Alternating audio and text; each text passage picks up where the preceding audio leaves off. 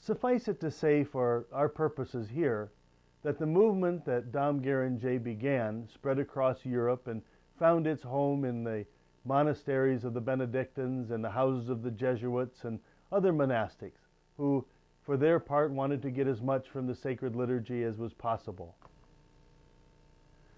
And following the death of Dom Guéranger, from Meredsu to Maria Locke under the leadership of Abbot Marmion, to the experimentally ecumenical abbey established by Dom Baudouin, the progressivist liturgical movement became firmly entrenched behind the scenes of Catholic life. Looking merely, however, at the liturgical movement at the onset of the 20th century, without considering the incredible sociological changes that were occurring at the same time, would leave the picture incomplete. By the beginning of the 20th century, the Second Industrial Revolution in the West was yielding to unprecedented changes in civilization. By the tens of thousands, immigrants were crossing oceans to settle in America. In Europe, as well as in the United States, factory work and, in particular, assembly line manufacturing drew vast numbers of people into urban settings. Electricity would quickly become readily available. The automobile would bring a population that had become increasingly mobile through locomotion to people who traveled to wherever it was they could find work. In all of this, the Church, in the person of local bishops and priests, had to figure out how to adjust to the constantly changing social structure in a way that kept the faith alive to Catholics in their charge. It must not have been easy, and certainly one cannot challenge the zeal for the faith and care for souls that must have been uppermost in the minds of those concerned clerics. They were faced with tough questions. What could be done? What must be done in order that the Catholic faith remain alive? How could the faith be spread when the difficulty of taking care of those already in the Church was overwhelming? Tough questions indeed. But somewhere along the way, somewhere between finding a way to make sure the faith remained alive and bringing new members into the flock, innovative ways of thinking led to experimentation, novelty, and unapproved practices of worship. By 1907, when Pope St. Pius X published the encyclical Pascendi Dominici Gregis, those he called the partisans of error were firmly entrenched. When the Holy Father warned of those who lay the axe not to the branches and shoots, but to the very root, that is, to the faith and its deepest fibers, about whom do you think he was referring? Clearly, His Holiness was not referring to enemies at the gates, but to those who had long since infiltrated the Church and were spreading their poison from within. But by this time, by 1907, the battle was already lost. It was only a matter of time until the victors would claim their prize. Subsequent to Pope Pius X's motu proprio in 1903, the liturgical movement took root in European monasticism. In 1909, a congress of forward-thinking monastics was held at Mechlin, and in 1910, the first of many liturgical weeks, where parish priests were invited to spend a week at the monastery with the monks, was held at Mount Cesar near Louvain. Here they were inculcated with the agenda of the liturgical movement and the importance of full participation of the faithful in liturgy. Dom Baudouin had been the first to figure out this seminar system of educating parish priests, and the liturgical movement spread quickly across all of Europe and into the United States, finding its home in places such as the Benedictine Abbey at St. John's University in Collegeville, Minnesota, which served as its headquarters in this country for the bulk of the 20th century. As the 20th century progressed, the names of the liturgically progressivist leaders are less important than previously because the system that propelled the movement was so firmly entrenched and the agenda so clearly marked out that individual leaders would not impact the movement as they had in the past.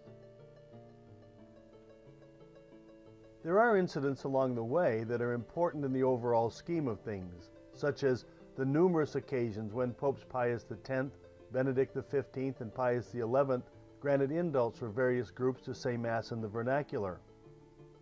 St. Pius X had given permission for a sector of Yugoslavia to use the Roman rite in the Palioslav language.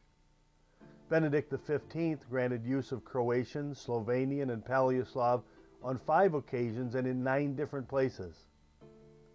In Germany, a regional version of the Missal was approved for Bavaria, and in 1935, the Vienna ritual for use in all of Austria was approved by Rome. And Christmas Eve 1943 brought from the Sacred Congregation of Rites a decree that a largely vernacular form of the dialogue Mass, which some described as the German High Mass, was declared officially tolerated with the consent of the Holy Father, Pope Pius XII.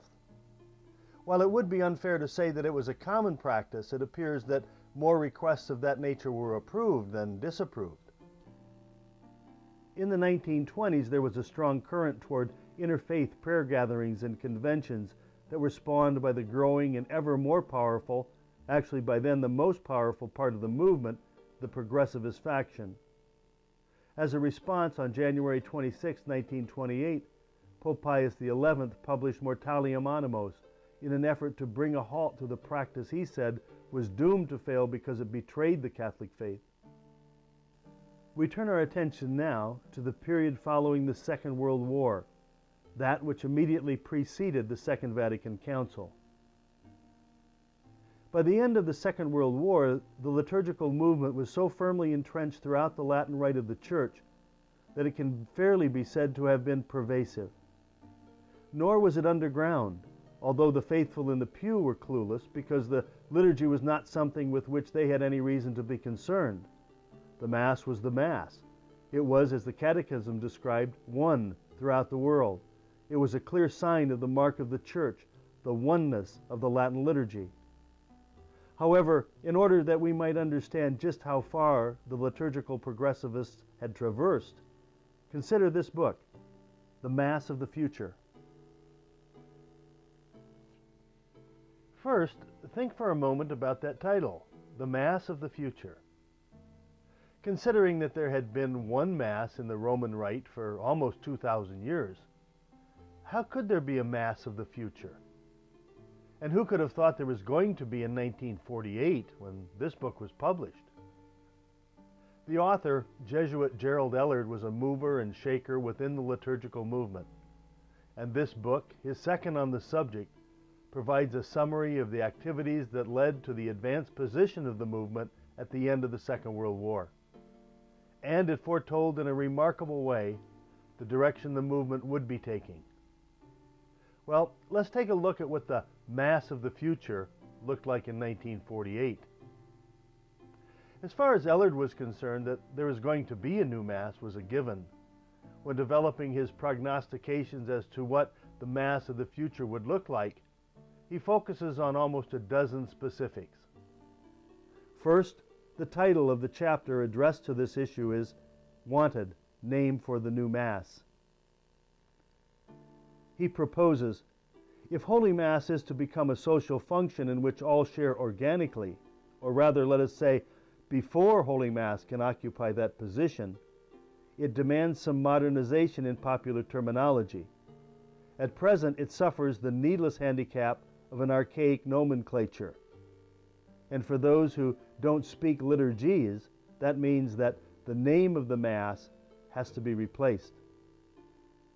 After a couple of pages in which he proposes that the faithful in the pew do not understand the concept anyway, he proposes a suggestion that the term sacrifice be given a 10-year moratorium, and that in the interval, this sacred action be described and spoken of as Holy Mass, the perfect profession of love.